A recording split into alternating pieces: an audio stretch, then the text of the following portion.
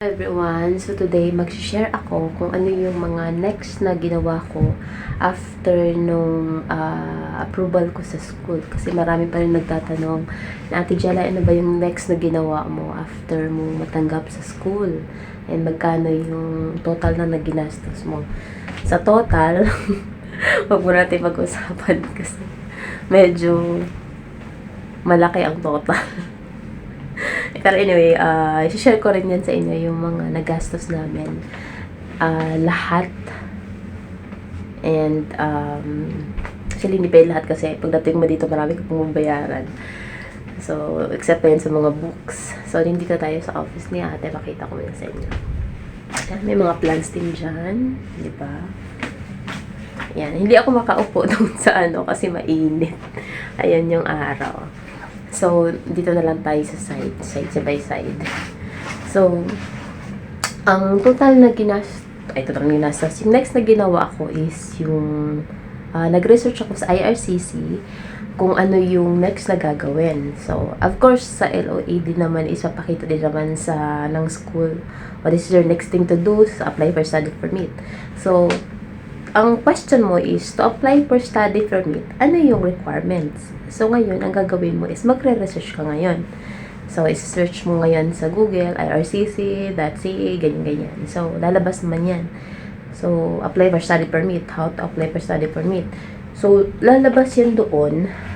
And then, lalabas doon, medical, LOA, meron ka ng LOA, proof of funds. Kung may sponsor ka, sa sponsor mo na yan. So, ang next na ginawa ko is medical. So, medical naman, nag-research ako online. So, may tinatawag na IOM sa Makati, kung saan doon ka magpapamedical. Schedule ka through online. So, ang ginawa ko is, in-email ko sila yung sa IOM Makati. And then, pagka-email ko sa kanila, sabi ko, is it possible to have a schedule on this date, like May 5? Do you have free slot? Parang may slot pa ba kayo, ganyan.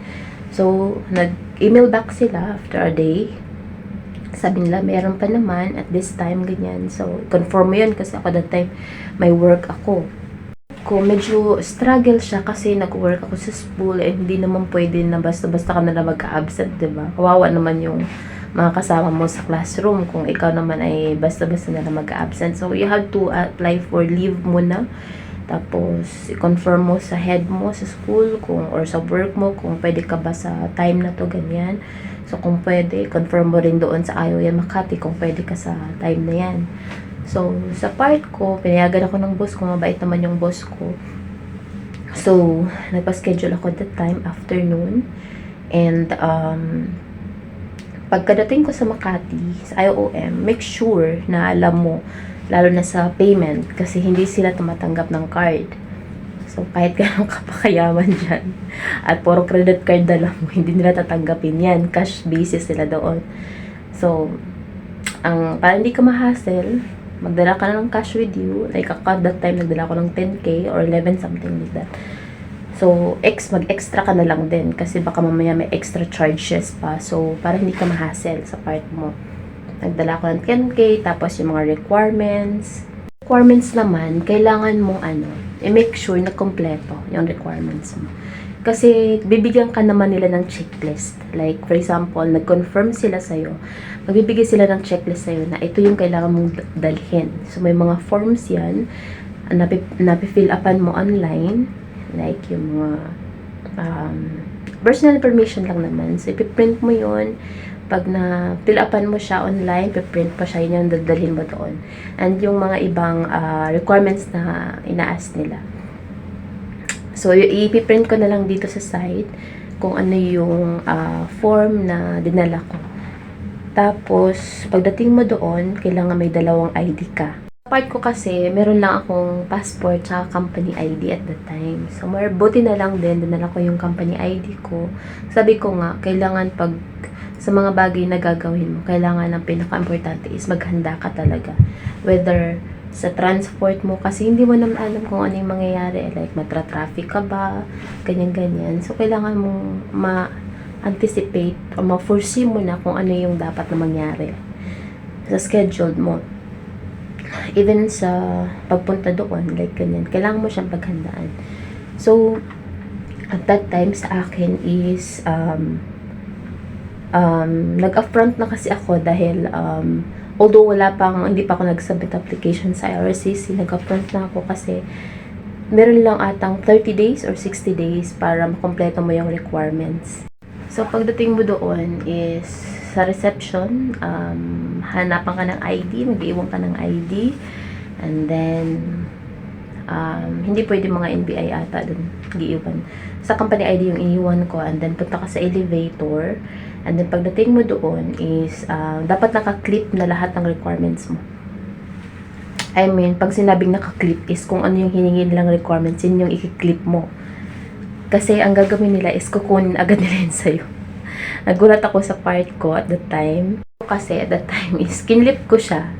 Pero I think at that time is, good thing is ready talaga yung documents ko. Pero nagulat lang ako doon sa staff kasi tinanong nila ako, is it for Canada? What's your visa? What visa are you flying for? Parang gano'n.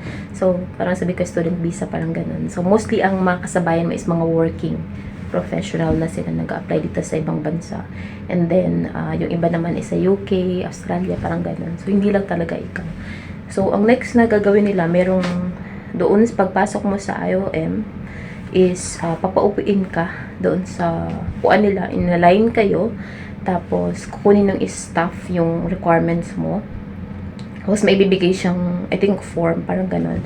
Hindi ako nagkakamali.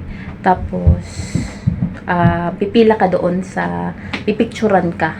Sa pagpicture mo, dapat presentable yung, presentable ka. Parang ganon, kumbaga. And, hindi ka magsasmile.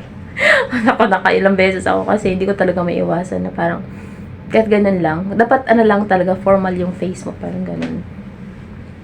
So, pagkatapos yan, sobrang organized actually nila. Pagkatapos ng picture, pupunta ka na sa mga rooms kung saan ka. So, mayroon kang number, tatawagan naman nila yon. And then,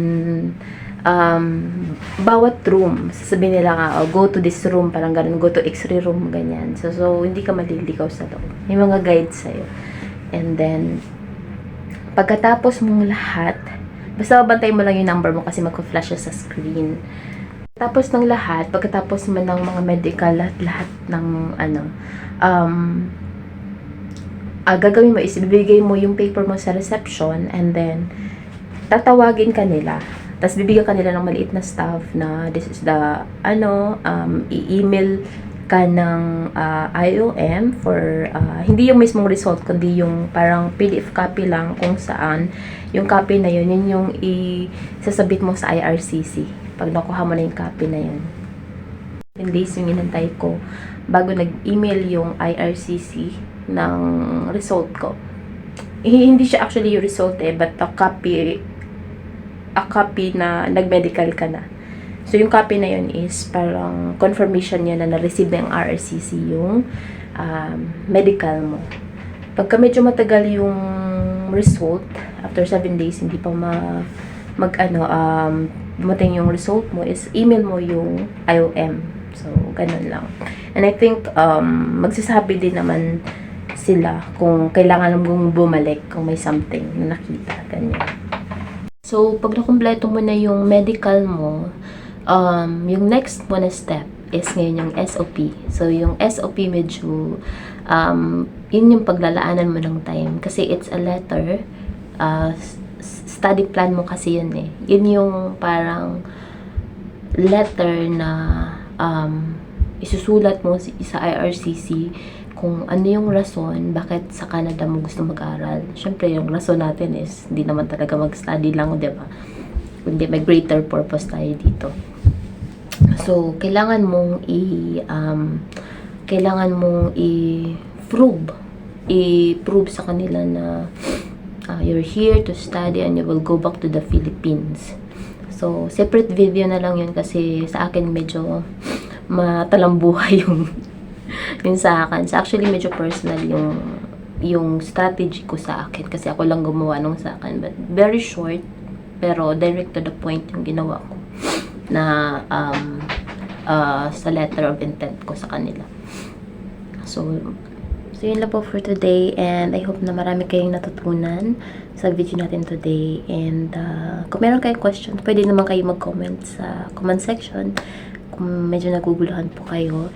And siguro yung extra tip na may bibigay ko is always use yung resources na binigay ni Lord. Like kung meron kang laptop, may cellphone ka, always choose na mag-research parate and magmayang magtanong, kasi marami naman talagang tutulong. So, siguro ang pinaka-iwasan is yung mag-procrastinate and bugtama rin. Tsaka, wag iasa always. Wag kang umasa na may gagawa sa'yo. Kasi, binigyan man tayo ng wisdom ng Panginoon how to do things, diba? So, wag mo antayin na bukas na. Kasi yun yung naging problema ng ibang applicants na naubusan sila ng time. Like, ang intake nila is January, and late na nilang nasikaso yung mga requirements. So, maraming mga rason doon, no? So, hindi natin yun control. So, kaya nga, yung pinaka lesson doon is always do it in advance.